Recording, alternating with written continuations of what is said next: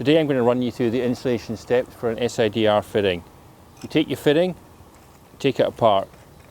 First you take the nut off, then the split collet, then the insert.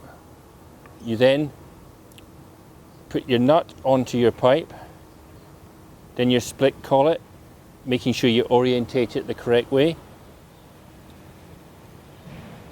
You then take your insert and push it into the pipe. You can start it off to that level.